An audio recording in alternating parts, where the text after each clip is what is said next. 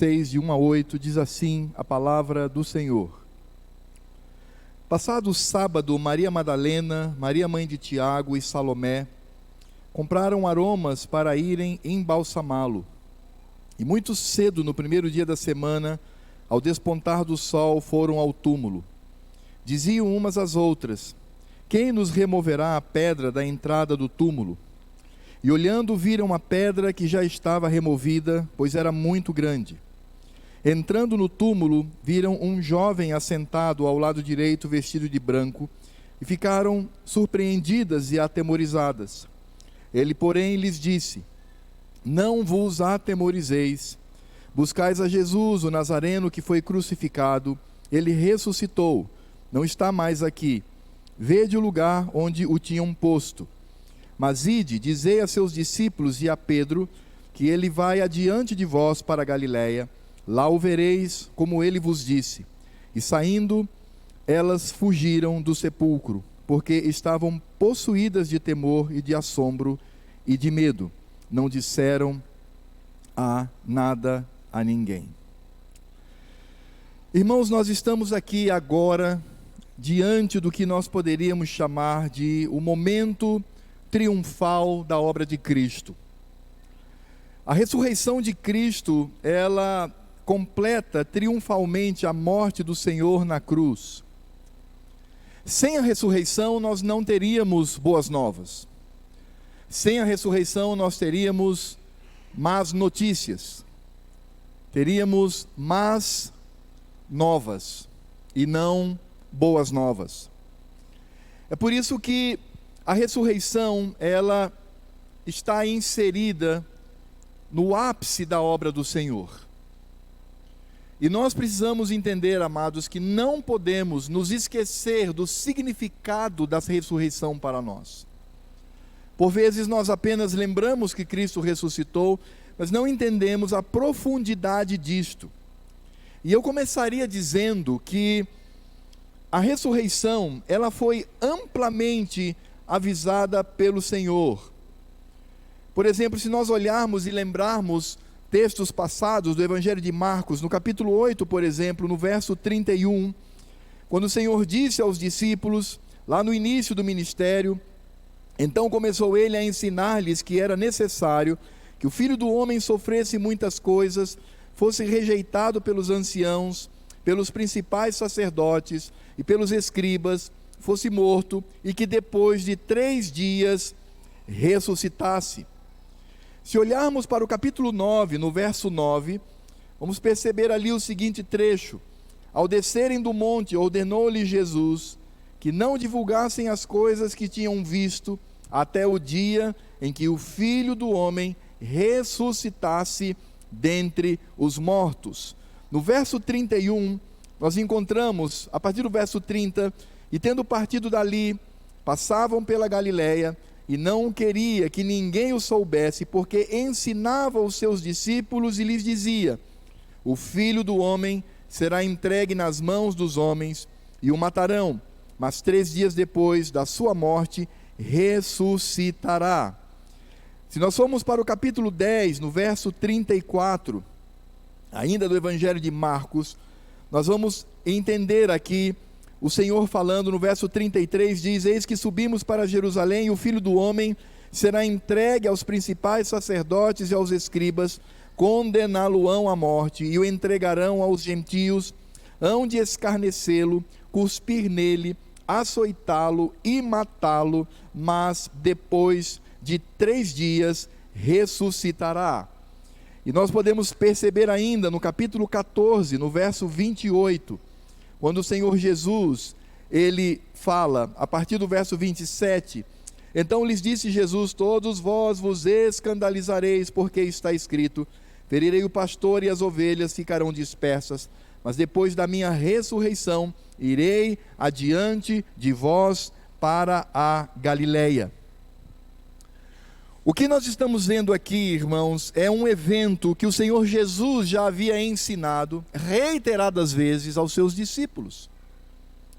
E a pergunta é: por que os discípulos, eles fugiram no momento da morte na cruz? Por que eles não estavam ali à espera do Senhor ressurreto. Porque isso vai mostrar, irmãos, a dureza do nosso coração. Isso vai mostrar a dureza do nosso entendimento.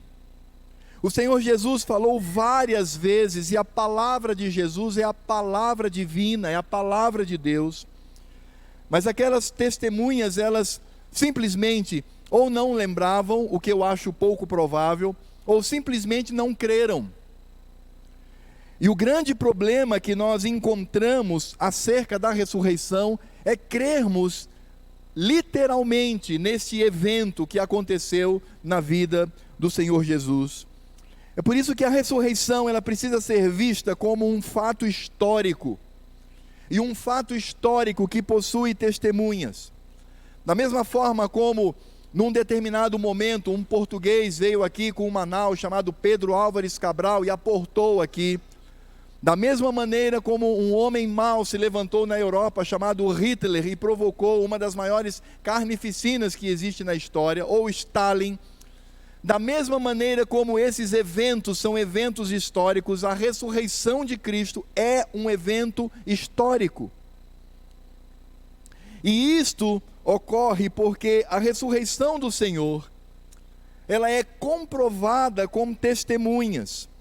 É por isso que o apóstolo Paulo, lá em 1 Coríntios, capítulo 15, versos de 1 a 11, falando acerca das testemunhas, ele diz o seguinte, e vejam que a linguagem aqui não é uma linguagem ingênua, não é uma linguagem tola, não é uma linguagem ignorante, mas é uma linguagem que traz a contextualização histórica e testemunhal da ressurreição de Cristo. Lá em 1 Coríntios capítulo 15, versos de 1 a 11, diz: irmãos, venho lembrar-vos o evangelho que vos anunciei, o qual recebestes e no qual ainda perseverais. Por ele também sois salvos, se retiverdes a palavra tal como vos-la preguei, a menos que tenha escrito em vão. Antes de tudo, vos entreguei o que também recebi, que Cristo morreu pelos nossos pecados, segundo as Escrituras, e que foi sepultado e ressuscitou ao terceiro dia, segundo as Escrituras. E aí agora veja, e apareceu a Cefas, e depois aos 12, depois foi visto por mais de 500 irmãos de uma só vez, dos quais a maioria sobrevive até agora, porém alguns já dormem. Depois foi visto por Tiago, mais tarde por todos os apóstolos, e afinal, depois de todos, foi visto também por mim, como por um nascido fora de tempo, porque eu sou o menor dos apóstolos, que mesmo não sou digno de ser chamado apóstolo, pois persegui a igreja de Deus, mas pela graça de Deus sou o que sou, e a sua graça, que me foi concedida, não se tornou vã, antes trabalhei muito mais do que todos eles, todavia não eu, mas a graça de Deus comigo. Portanto, seja eu ou sejam eles, assim pregamos e assim crestes. Veja que Paulo, ele está dizendo aqui que a base da sua pregação é a ressurreição de Cristo, e que essa ressurreição, inclusive, foi comprovada por ele. Ele, como imerecedor da graça de Deus, teve a oportunidade de ver Cristo, o Cristo ressurreto.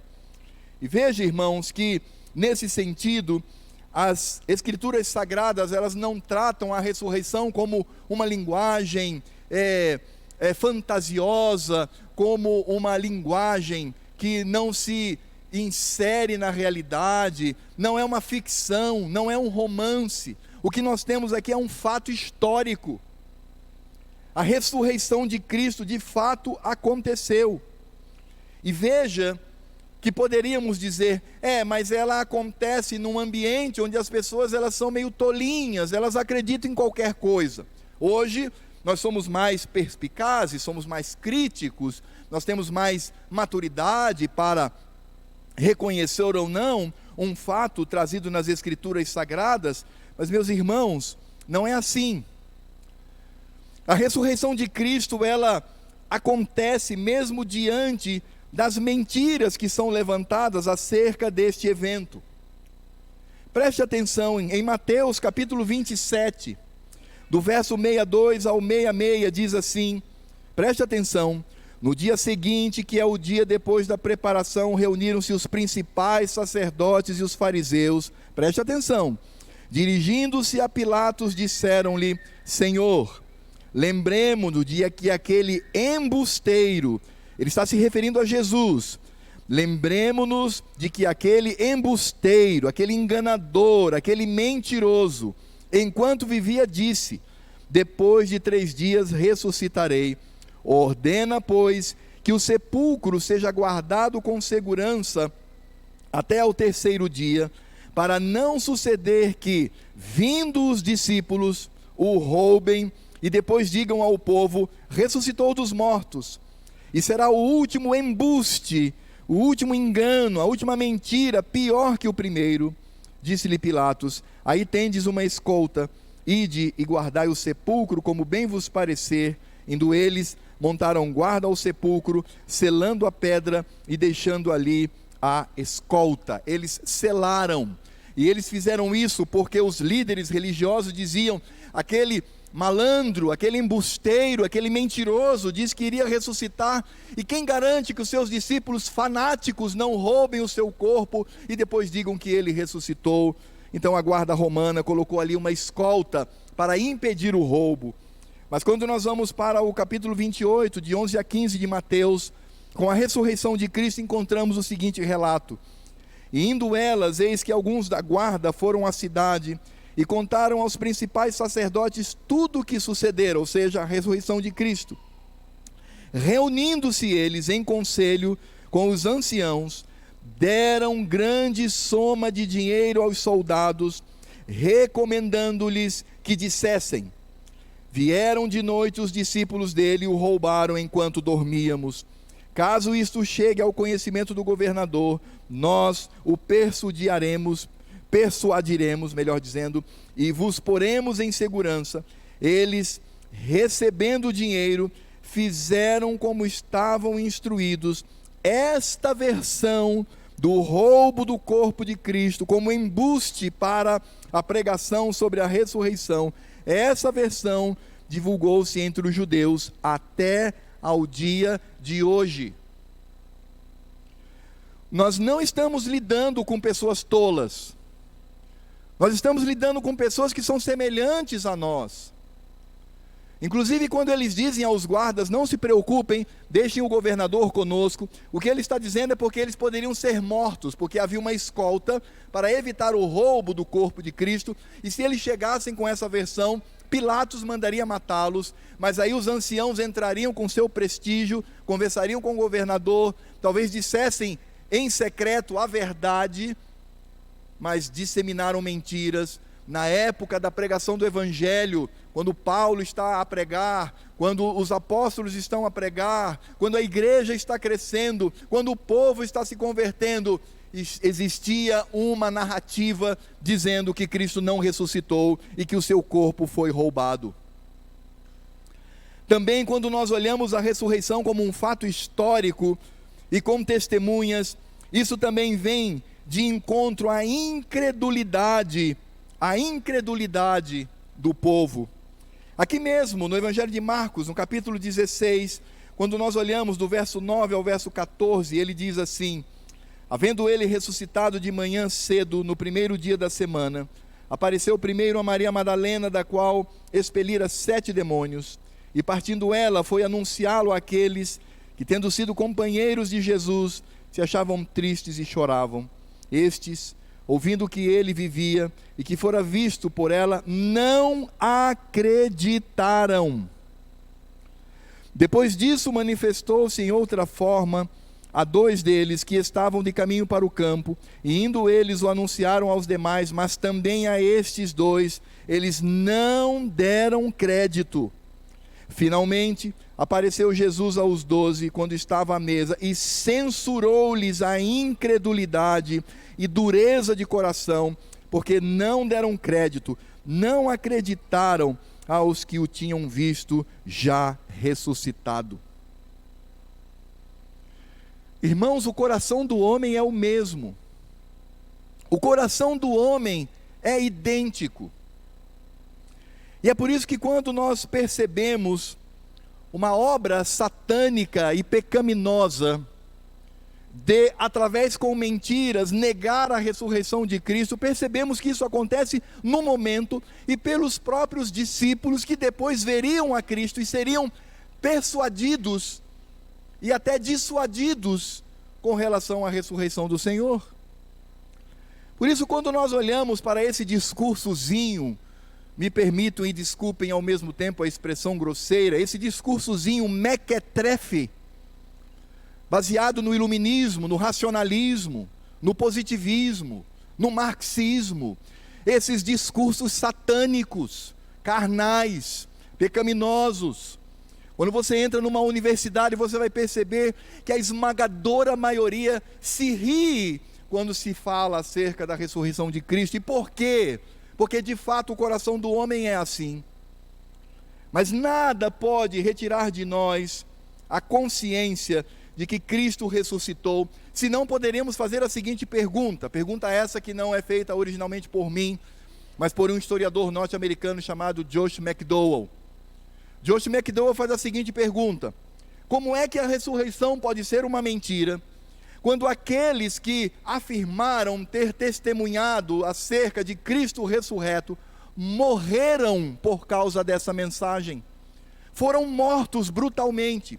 Estes mesmos homens que não acreditaram, que estavam descrentes, que diziam não é possível ele ter ressuscitado, isso não é possível, estes mesmos homens, historicamente, foram degolados, foram crucificados, foram cortados, foram esfaqueados, foram mortos de todas as maneiras que você pode imaginar, defendendo o seu testemunho de que Cristo ressuscitou. Ou estes homens ou houve uma loucura coletiva, ou houve uma insanidade brutal, coletiva, ou de fato Cristo ressuscitou. E é por isso que a ressurreição real, verdadeira, histórica, ela torna a obra de Cristo válida. É por isso que o apóstolo Paulo, ainda lá em 1 Coríntios, quando ele trata acerca destas questões, ele vai mostrar claramente o significado disto para nós. E ele nos diz, lá em 1 Coríntios, a partir do verso 12 a 19, ora, se é corrente pregar-se que Cristo ressuscitou dentre os mortos, como pois afirmam alguns dentre vós que não há ressurreição de mortos? E se não há ressurreição de mortos, então Cristo não ressuscitou. E se Cristo não ressuscitou, é vã a nossa pregação, em vã a vossa fé. Veja que quem está falando aqui é Paulo. Paulo foi decapitado por causa dessa mensagem acerca da ressurreição. E ele não era um fanático, ele não era um tolo, ele era um intelectual da sua época. E ele diz: e somos tidos por falsas testemunhas de Deus, porque temos asseverado contra Deus que ele ressuscitou a Cristo, ao qual ele não ressuscitou, se é certo que os mortos não ressuscitam. Porque se os mortos não ressuscitam, também Cristo não ressuscitou. E se Cristo não ressuscitou, é vã a vossa fé, e ainda permaneceis nos vossos pecados. E ainda mais, os que dormiram em Cristo pereceram. Se a nossa esperança em Cristo se limita apenas a esta vida, somos os mais infelizes de todos os homens.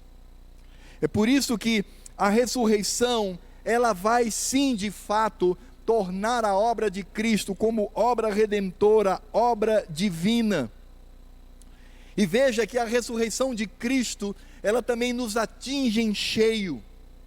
A ressurreição de Cristo, ela não deve ser vista por nós apenas como o triunfo de Cristo sobre a morte, mas ela precisa também trazer sobre nós significados mais profundos, que o apóstolo Paulo vai dizer ainda em 1 Coríntios capítulo 15, a partir do verso 20, ele diz assim: mas de fato Cristo ressuscitou dentre os mortos.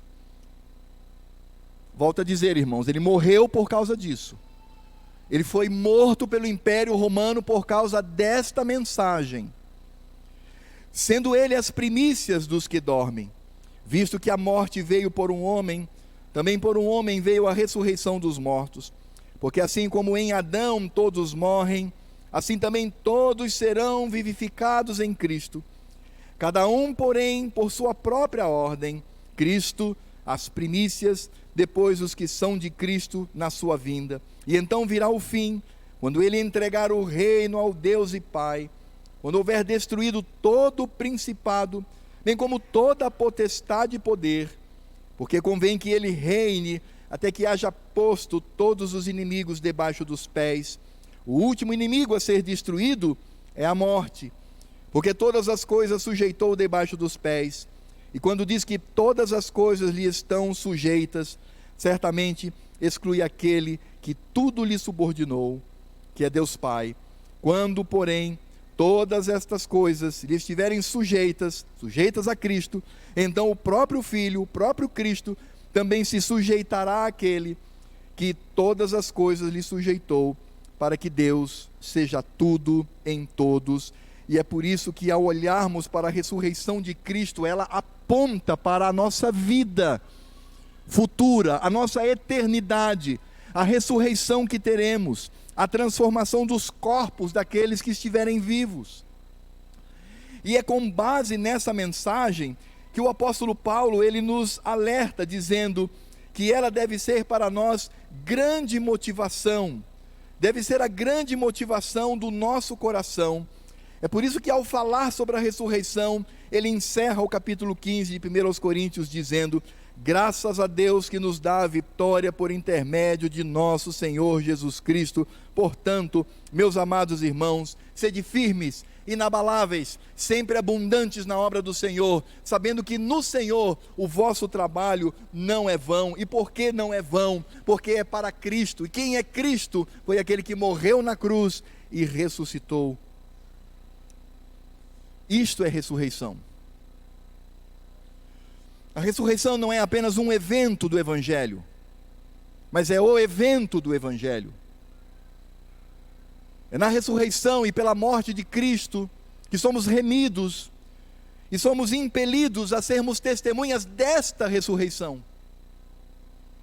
Nós somos testemunhas do Senhor, nós não vimos, mas temos o relato e temos a palavra inspirada de homens e mulheres que testemunharam, e eu quero repetir aqui mais uma vez, e por causa desta mensagem foram assassinados. E por isso eu digo, irmãos, ou foi uma loucura coletiva, ou de fato Cristo ressuscitou. E Marcos então vai nos trazer aqui como que isso ocorre. Os evangelhos, eles não relatam detalhes sobre como Cristo ressuscitou, mas ele ressuscitou pela mão do Pai. O que ele vai falar aqui é acerca do que os outros evangelhos falam, ou seja, acerca do testemunho. E veja que a linguagem de Marcos aqui é a linguagem de alguém que parece-nos, e eu não tenho nenhuma dúvida quanto a isto, de que testemunhou este evento, este fato.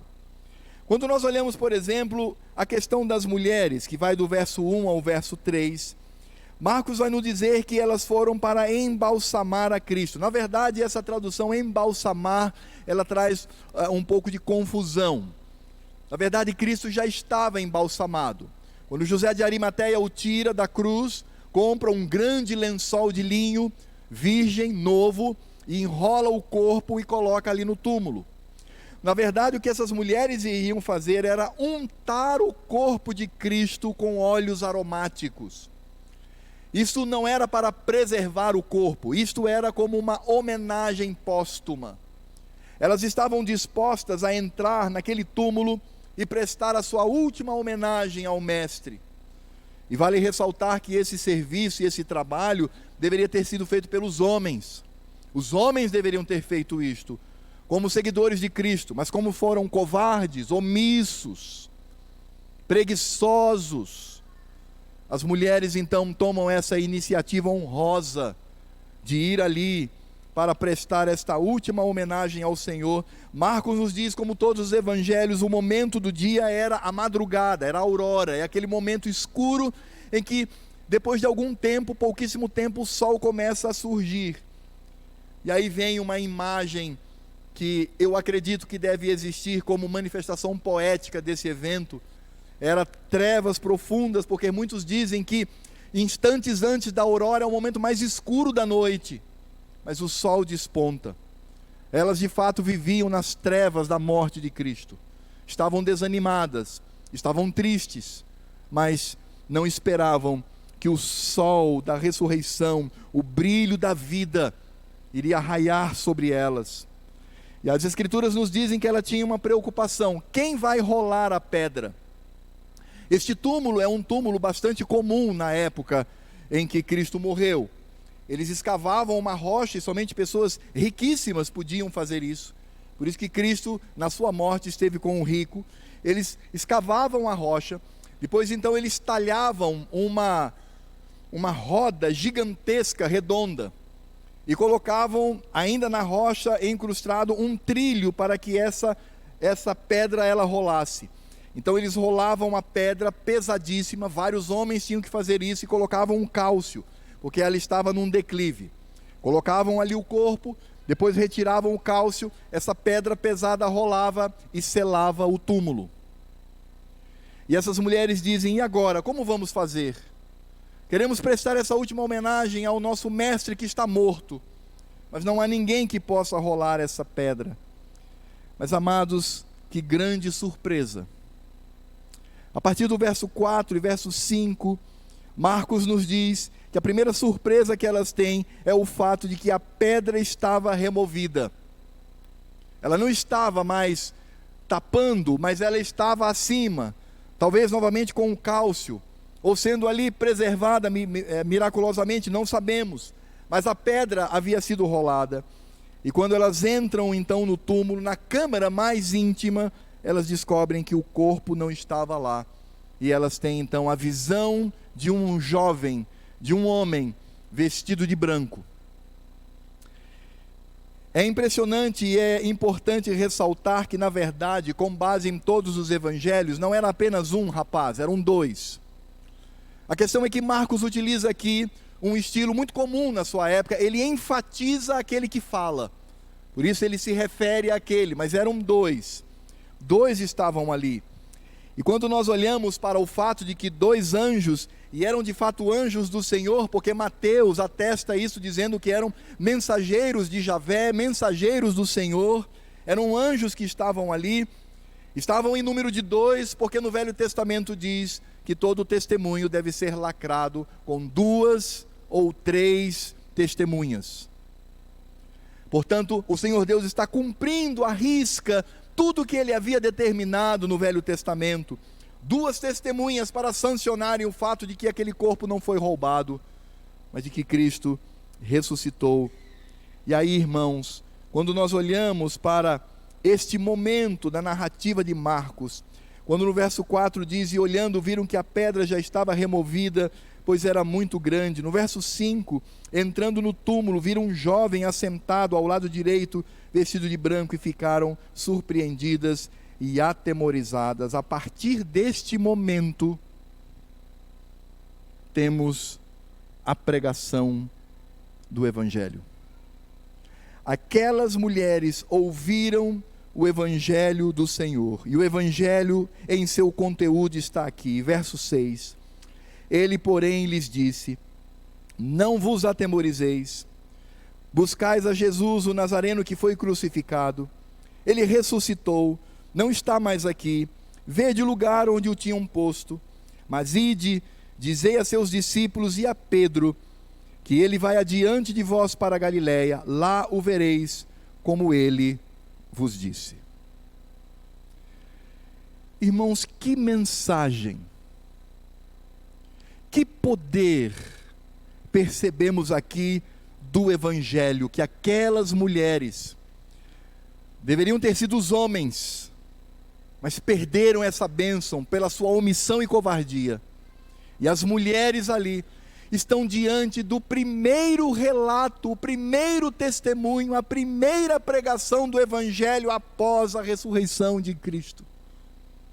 Foram elas que ouviram, foram elas que viram e atestaram.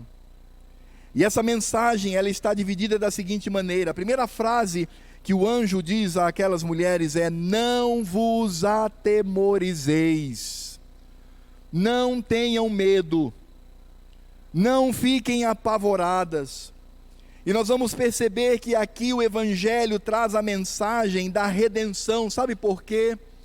Porque ainda que aquelas mulheres tivessem dúvida se de fato Cristo ressuscitou ou não, elas aprenderam ao longo da sua vida, ouvindo os pregadores do Evangelho e da palavra, dizendo que o julgamento do Senhor, a manifestação da cólera de Deus, a manifestação do ódio de Deus sobre aqueles que o rejeitaram, viria após a ressurreição.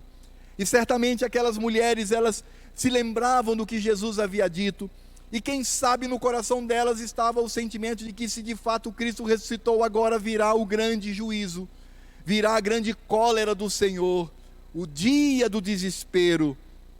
Aquelas mulheres, elas misturavam no seu coração o impacto da imagem, a surpresa que tiveram e também o seu reconhecimento teológico do significado daquilo.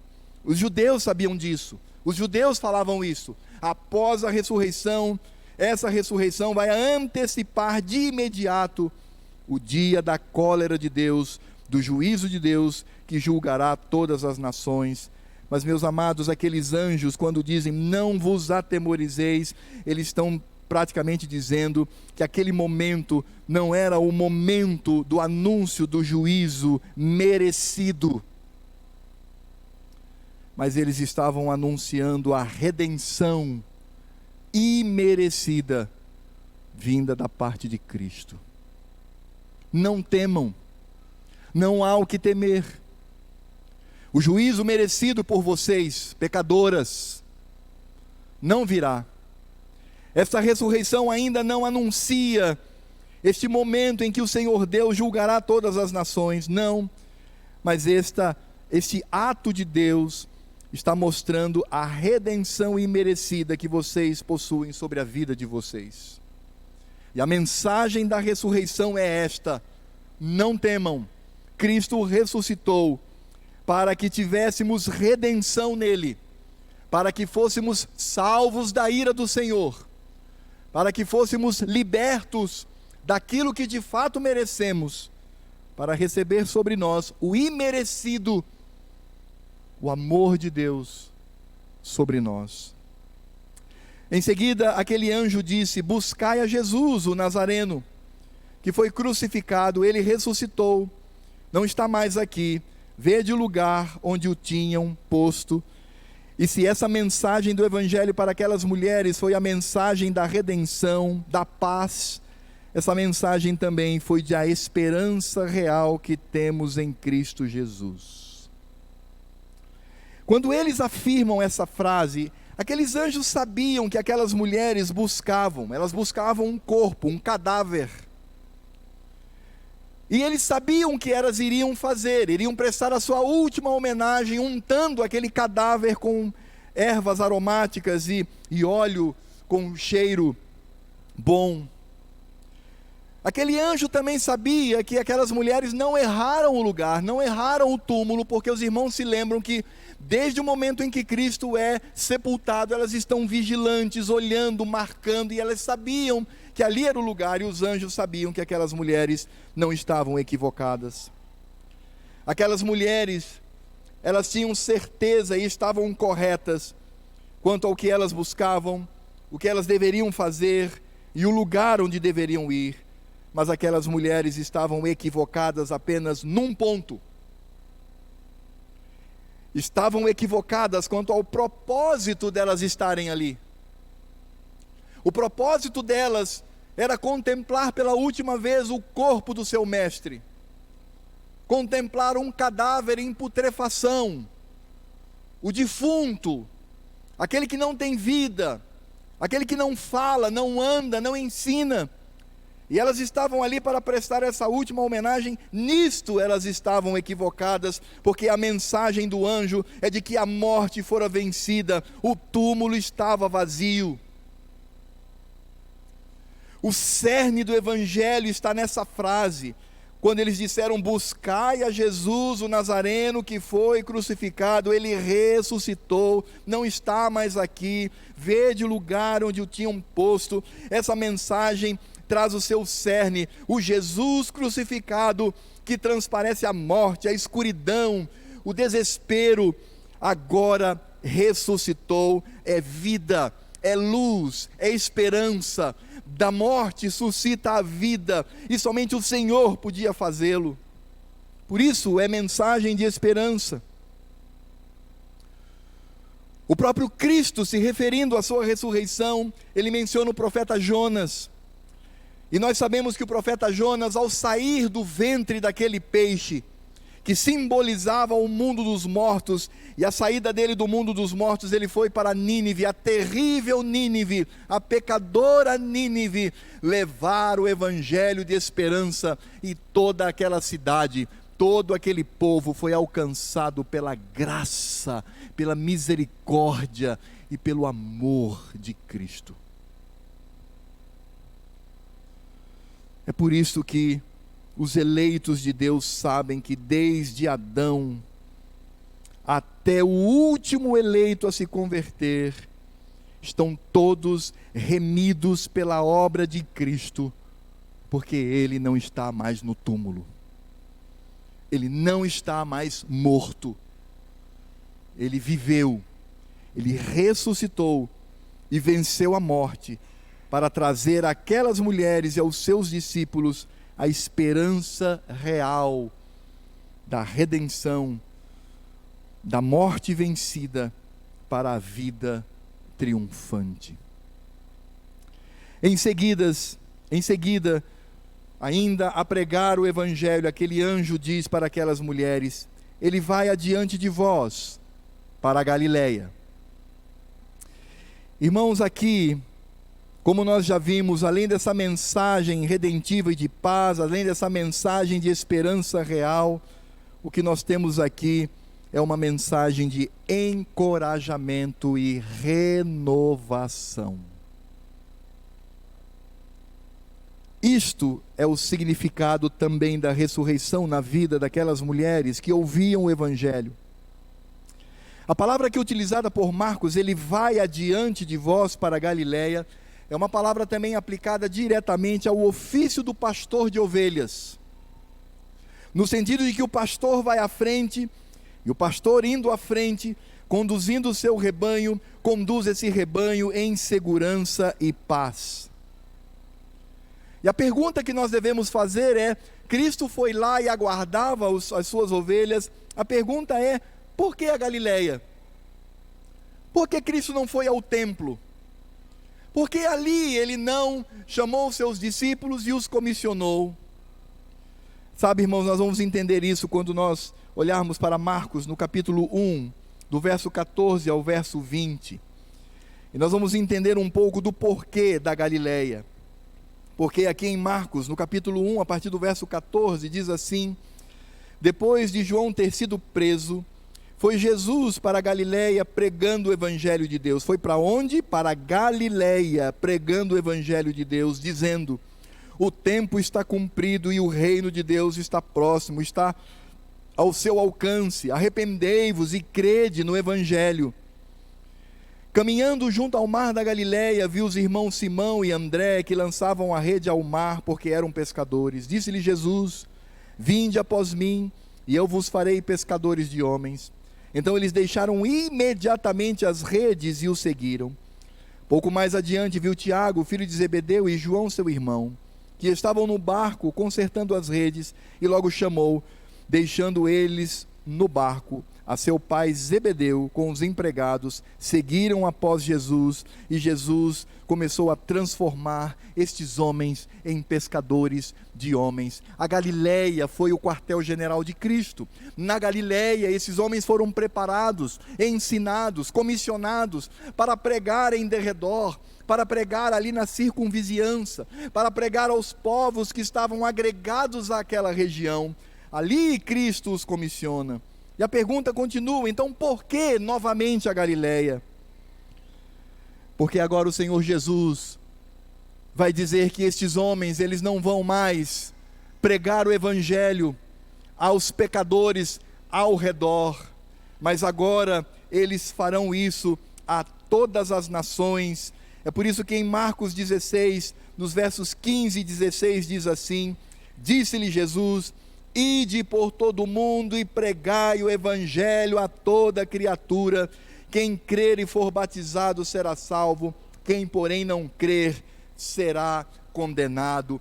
Vá, espalhem-se, não fiquem mais restritos aqui a essa região, saiam pelo mundo, ide aos povos e falai acerca de que Cristo ressuscitou, de que Cristo venceu a morte, de que Cristo é o Senhor. E veja, irmãos, que esse é o nosso papel. A ressurreição nos leva a isso. O esquecimento da ressurreição nos leva à preguiça, nos leva à indolência, a não nos envolver com esta obra de pregação do Evangelho. Existem tantos povos que nunca ouviram falar acerca da ressurreição de Cristo. Mesmo em nosso derredor, existem povos indígenas que nunca ouviram falar do Evangelho. E quando eu olho para os meus irmãos missionários que estão lá, já estão envelhecendo, enfraquecendo, e a pergunta que surge é: onde estão os jovens para saírem a estes povos, para pregar o Evangelho, para pregar a salvação e ao mesmo tempo o juízo de Deus? Qual o envolvimento que eu tenho com a pregação mundial? Se você não pode ir, você pode contribuir financeiramente, numa parceria com esses irmãos. Existem regiões do mundo, como por exemplo o Iraque, ali na Turquia, na Síria, em lugares onde existe uma violência extrema contra as pessoas que odeiam a Cristo. Existem servos de Deus que estão ali, estão pregando o Evangelho, e precisam da nossa ajuda e do nosso auxílio, como nós precisamos deles, para nos dar o privilégio de participarmos desta obra. Jesus levou-os novamente a Galileia, porque ali no início era para pregar em derredor, mas agora é para pregar a todas as nações. Gastem-se para anunciar que Cristo ressuscitou e que Ele é o Senhor. É por isso que a Galileia também é o lugar da renovação, não apenas do encorajamento para pregarmos o Evangelho. Porque o verso 7, o anjo diz claramente, preste atenção nisso: mas ide e dizei a seus discípulos e a Pedro. Por que e a Pedro? Por que o destaque? É porque Pedro era o melhor de todos, era o mais santo, era o mais interessante? Não. É porque a Galileia seria o lugar da renovação. Seria o lugar onde Pedro teria a oportunidade de repetir por 3 vezes, da mesma maneira como negou o Cristo 3 vezes, seria dado a ele a oportunidade santa, bendita, misericordiosa, amorosa, cheia de graça, para que ele testemunhasse do seu amor para com Cristo. Naquele lugar Pedro seria renovado. Ele seria renovado nas suas forças e no seu coração, e essa renovação, esse encorajamento viria porque ele estaria diante de Cristo novamente. Isto é ressurreição. A ressurreição, amados, faz com que as misericórdias do Senhor se renovem a cada dia. Esse texto no Velho Testamento só faz sentido quando nós olhamos a obra de Cristo, e a obra de Cristo, ela é coroada com a ressurreição. Nós somos chamados a sermos renovados diariamente, e ainda que pequemos, arrependidos, podemos buscar a Cristo, nosso advogado, junto ao Pai, e Ele há de nos perdoar, e interceder por nós, e termos a oportunidade de manter esta comunhão com o Senhor. Isto tudo é possível, este encorajamento, essa renovação, essa graça, esse amor só é possível porque Cristo ressuscitou. E aí então os anjos, eles encerram a mensagem quando eles dizem: lá o vereis, como ele vos disse. Sabe, irmãos, é impressionante como, ao olharmos para as Escrituras Sagradas, nós percebemos que de fato as pessoas, elas tinham dificuldade em acreditar nas palavras de Cristo. É impressionante perceber isso, porque o próprio Cristo as adverte com relação a isto. E é impressionante também porque nós estamos diante, como nós vimos, de discípulos que duvidam. Lá em Mateus 28, 16 a 17, o evangelista nos diz: seguiram os 12 discípulos para a Galiléia, para o monte que Jesus lhes designara, e quando o viram, adoraram, mas alguns duvidaram. E quando nós olhamos para o evangelho de Lucas, capítulo 24, de 17 a 25, nos diz o evangelista: então lhes perguntou Jesus: que é isso que vos preocupa, e de que ides tratando à medida em que caminhais? São os 2 discípulos de Emaús. E eles pararam entristecidos. Um, porém, chamado Cleopas, respondeu dizendo: és o único, porventura, que tendo estado em Jerusalém, ignoras as ocorrências desses últimos dias? Ele lhes perguntou: quais? O próprio Cristo pergunta: quais são esses acontecimentos? E explicaram o que aconteceu a Jesus, o Nazareno, que era varão profeta, poderoso em obras e palavras diante de Deus e de todo o povo. E como os principais sacerdotes e as nossas autoridades o entregaram para ser condenado à morte e o crucificaram. Ora, nós esperávamos que ele fosse quem havia de redimir a Israel. Mas depois de tudo isso, e já é este o 3º dia desde que tais coisas sucederam. É verdade também que algumas mulheres das que conosco estavam nos surpreenderam, tendo ido de madrugada ao túmulo e não achando o corpo de Jesus, voltaram dizendo terem sido uma visão de anjos, os quais afirmam que ele vive. De fato, alguns dos nossos foram ao sepulcro e verificaram a exatidão dos que disseram as mulheres, mas não o viram. Então Jesus lhes disse, Jesus interrompe dizendo: ó nécios e tardos de coração para crer. É por isso que João, no seu evangelho, no capítulo 20, nos versos 1 e 2, ele diz: no primeiro dia da semana, Maria Madalena foi ao sepulcro de madrugada, sendo ainda escuro, e viu que a pedra estava revolvida. Então correu e foi ter com Simão Pedro e com o outro discípulo a quem Jesus amava, e disse-lhe: tiraram do sepulcro o Senhor, mas não sabemos onde puseram. Mais adiante diz: Maria, entrando, permanecia junto à entrada do túmulo chorando. Enquanto chorava, abaixou-se e olhou para dentro do túmulo, e viu 2 anjos vestidos de branco sentados onde o corpo de Jesus fora posto, um à cabeceira e o outro aos pés. Então eles lhe perguntaram: mulher, por que choras? Ela lhes respondeu: porque levaram o meu Senhor e não sei onde o puseram. E mais à frente diz: ora, Tomé, um dos 12, chamado Dídimo, não estava com eles quando veio Jesus. Disseram-lhe então os outros discípulos: vimos o Senhor. Mas ele respondeu: se eu não vir nas suas mãos o sinal dos cravos, e ali não puser o dedo, e não puser a mão no seu lado, de modo algum acreditarei. Esse era, como nós já vimos, o coração dessas pessoas, porque elas não acreditavam naquilo que Jesus havia dito acerca dele mesmo, como promessa das Escrituras. Eles eram embotados, eles não entendiam. É por isso que Cristo, então, nesse momento em que ele está com as suas ovelhas, ele agora se dedica a expor as Escrituras de maneira mais complexa e mais íntima e mais detalhada, para mostrar que de fato ele é o cumprimento de tudo o que estava acontecendo.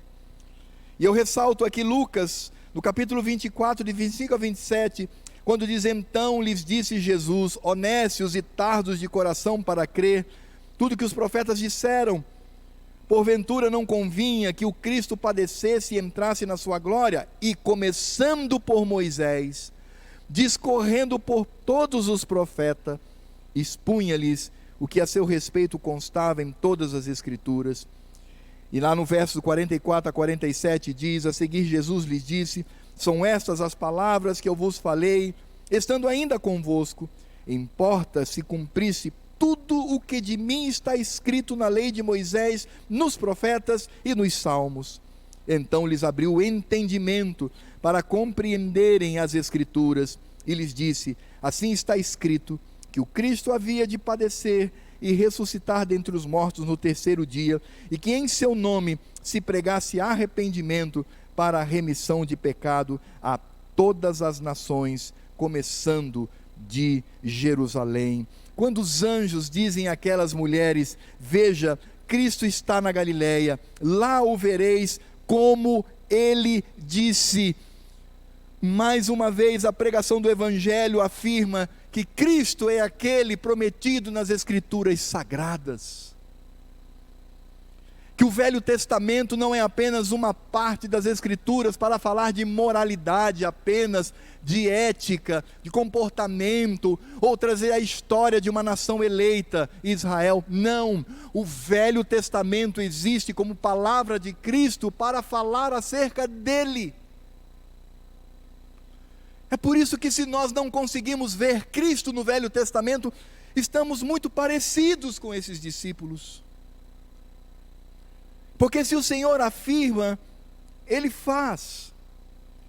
Por isso, quando eles dizem: vai adiante de vós o Cristo para a Galileia, lá o vereis como Ele vos disse, cumprindo as Escrituras, no cumprimento das profecias. O Evangelho nos mostra, por meio da ressurreição, que Cristo é o cumprimento da profecia. E talvez você diga assim, como muitos tolos intelectuais dizem: mas a manipulação, ela pode acontecer a qualquer momento. Eu posso manipular o texto, fazer dele o que eu quiser. Ah, é verdade? Então, como explicar que na década de 1940 foram encontrados aqueles vasos em Qumran, onde ali se achou toda a porção de Isaías e trechos do Velho Testamento? E quando então os estudiosos tomaram, fazendo os testes da idade, de fato asseverando que aquilo era da época do profeta, em vasos lacrados, esses livros estavam ali já na época em que Cristo estava vivendo, e aqueles homens de Qumran não tiveram contato com Cristo. Quando eles abriram os rolos, leram o livro de Isaías, viram que estava ali exatamente como nós temos na nossa Bíblia, detalhe por detalhe acerca da vida de Cristo. Porque as Escrituras são Cristo. Se você ainda, meu irmão, insiste em estabelecer essa divisão abrupta entre Velho e Novo Testamento, é necessário que você venha fazer revisão no seu coração e na sua mente. Porque o que Cristo diz aqui é exatamente isso.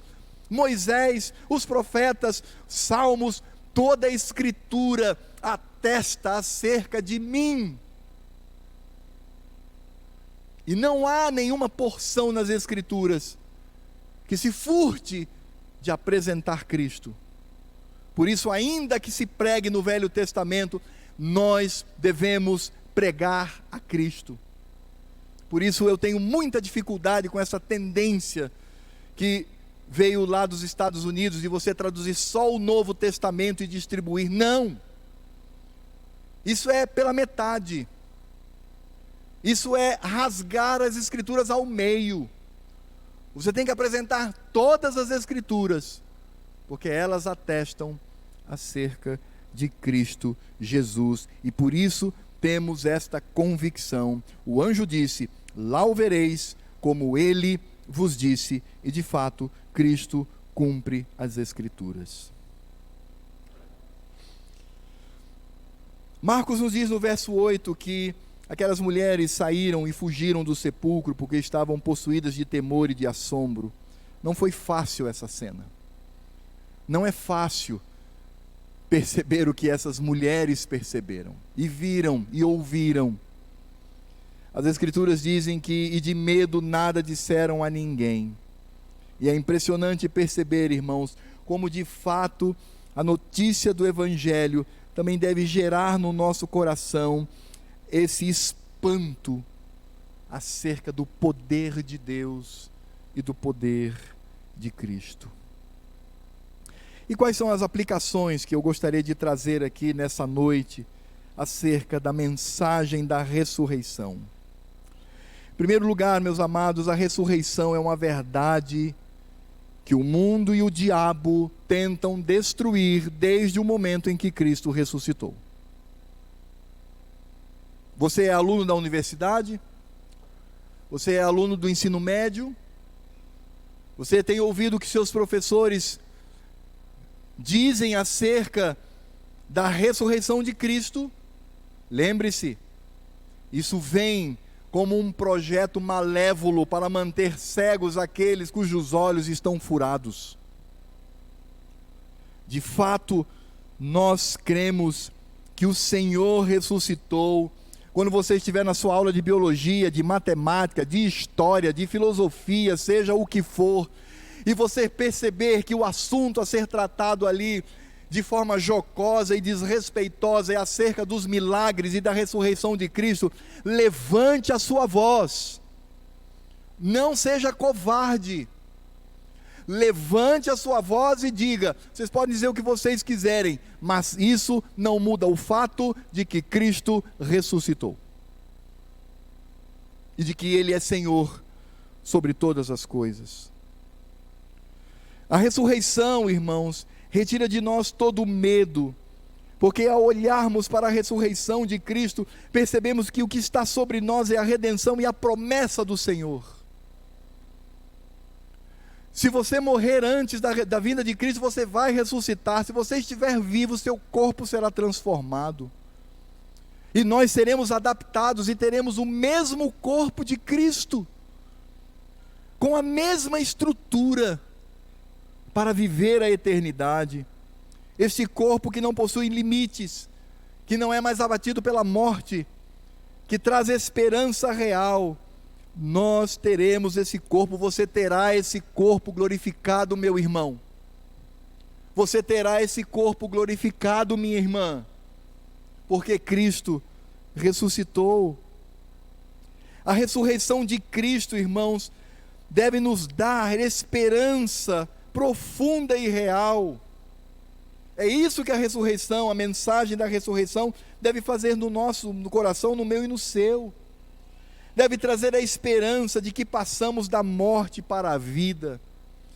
Deve trazer a esperança de que seremos ressurretos e transformados. Deve trazer a esperança de que viveremos a eternidade com Ele. E de que o que nos aguarda é a Jerusalém celeste. Por isso, quando nós olhamos para a mensagem, a esperança pálida dos homens, isso deve fazer com que sintamos pena e dó de todos eles. Porque a esperança do mundo ou está na riqueza, no acúmulo de dinheiro, em ter uma empresa bem-sucedida, em ter uma aposentadoria extremamente vantajosa, enquanto lutam por isto, por meio da captação de riqueza, ou ainda, se a esperança está como os tolos desse mundo pensam na utopia, achando que nós devemos lutar por uma sociedade mais justa, mais igualitária, mais equânime, e que devemos lutar por isto, e devemos nos rebelar. Isto é esperança de tolos. Isso é esperança de nécios, que não entendem que a única esperança é a que nós temos, a esperança do céu, a esperança da riqueza maior de todo o universo, do futuro que não é uma utopia, mas é a escatologia da vinda de Cristo. Essa é a esperança que nós temos. Por isto, somos mais sábios que os sábios deste mundo. Quando nós olhamos para esses intelectuais arrogantes, que se baseiam e se estribam em conhecimento falho, e vemos a revelação do Senhor para nós, é de dar pena, porque nós temos a esperança real. É por isso que a ressurreição, ela também nos encoraja. Ao lembrarmos de que Cristo ressuscitou, lembramos de que Ele está diante de nós, como diz o Salmo 23, o Senhor é o meu pastor e nada me faltará. Ele é o meu pastor. O meu pastor não é o Estado, o meu pastor não são os políticos, o meu pastor não é o dinheiro, O meu pastor não é a minha intelectualidade, o meu pastor não é a minha família, o meu pastor é Cristo. É Ele. E Ele está diante de nós. É por isso que a ressurreição nos encoraja, porque Cristo renova as suas misericórdias todos os dias. Como nós encontramos no Salmo 37, nos versos 23 e 24, que dizem: olha que promessa, meus irmãos. Essa promessa existe porque Cristo ressuscitou e está como pastor sobre nós. Veja que promessa: o Senhor firma os passos do homem bom e no seu caminho se compraz. Se cair, não ficará prostrado, porque o Senhor o segura pela mão. Esta é a mensagem do Evangelho que nos encoraja a seguirmos em frente, porque Cristo está adiante. Ela nos encoraja porque Cristo nos renova de qualquer pecado que tenhamos cometido. Não há pecado algum que consiga tirar a redenção e a graça de Deus em Cristo Jesus em nós. Uma vez confessado e havendo arrependimento, somos totalmente perdoados pela obra de Cristo na cruz, e que tem como coroamento a ressurreição dos mortos. E essa ressurreição, ela nos encoraja e deve nos encorajar, irmãos, para que sejamos seus mensageiros a todas as nações. Irmão, se eu pessoalmente não tenho o menor envolvimento com a obra missionária de pregação do Evangelho no mundo todo, alguma coisa está errada comigo. Tem algo que precisa ser revisto. Se eu estou apenas acomodado em viver a minha vida somente, e no máximo dos meus familiares, e estendendo um pouquinho mais as pessoas da igreja, e não estou atento para o fato de que devo pregar as boas novas de que Cristo ressuscitou a todos os povos, eu preciso rogar ao Senhor para que Ele traga discernimento no meu coração, para que eu entenda o significado da ressurreição de Cristo. É por isso que ela nos encoraja a sermos mensageiros do Senhor, do nosso vizinho, até o lugar mais distante e estranho deste mundo, para anunciarmos as boas novas do Evangelho. E é por isso que essa ressurreição, ela nos dá convicção de que Jesus é o Cristo e de que Ele deve ser glorificado. Esta é a última aplicação que eu faço nesta noite. A ressurreição do Senhor nos dá esta convicção de Cristo, e por isso nós o glorificamos. Irmãos, essa é a mensagem da ressurreição. Este é o significado dela para nós. E é por isso que nós vamos cantá-la agora. Eu convido você a ficar de pé. E nós vamos cantar a ressurreição de Cristo. E nós vamos assim declarar com a nossa voz, com muita alegria, que Cristo ressuscitou e Ele é o Senhor.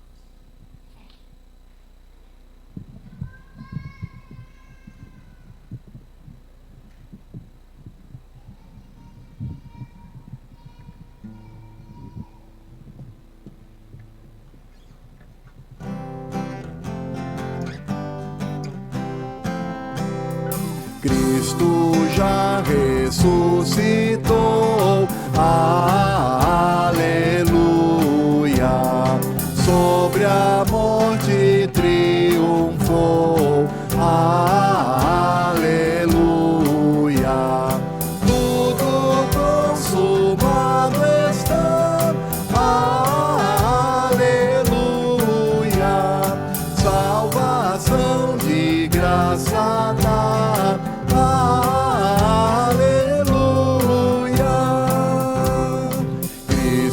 Sobre a cruz sofreu, aleluia,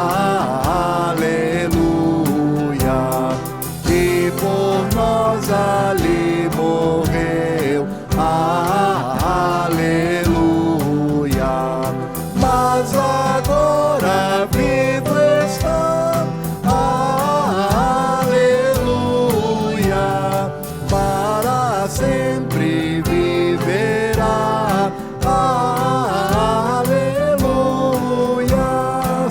mulheres.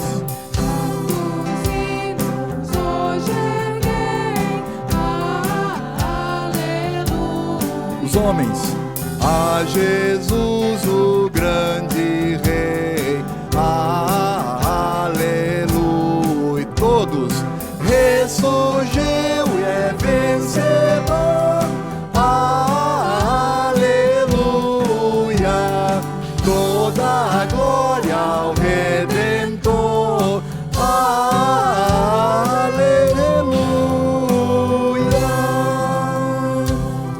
Senhor Deus e Pai, nós glorificamos o Teu santo nome, exaltamos a Cristo que ressuscitou dentre os mortos. A morte não pôde, ó Senhor, detê-lo, mas Ele quebrou os grilhões. E nós sabemos que se ainda hoje padecemos desta maldição que recebemos dos nossos pais federais lá no Jardim do Éden, no futuro teremos, ó Deus, a vida em abundância. Nós já temos a vida em Cristo, mas ainda enfrentamos a morte. Mas haverá um tempo em que nós caçoaremos dessa morte que tanto nos flagela, e isso acontecerá porque Cristo ressuscitou. Nós somos salvos, retirados da morte, do inferno, para vivermos a vida abundante no Senhor, porque Cristo ressuscitou, meu Pai.